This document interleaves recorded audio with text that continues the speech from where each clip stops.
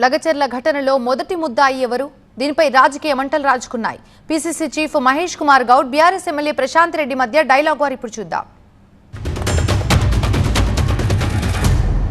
కల్వకుంట్ల తారక రామారావు గారు అధికారం కోల్పోయినటువంటి బాధ సహనంలో ఎక్కడికక్కడ వారి కార్యకర్తలను రెచ్చగొడుతూ ప్రభుత్వం చేపడుతున్నటువంటి అభివృద్ధి కార్యక్రమాల్ని అడ్డుకోవడమే లక్ష్యంగా ముందుకు పోతా ఉన్నారు. అధికారులను అడ్డుకోవడం, అధికారుల మీద దాడి చేయడం అనేది చాలా హేయమైన చర్య.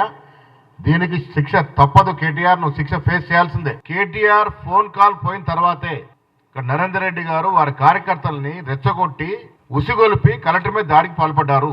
కాబట్టి దీంట్లో మొదటి ముద్దాయి కేటీఆరే.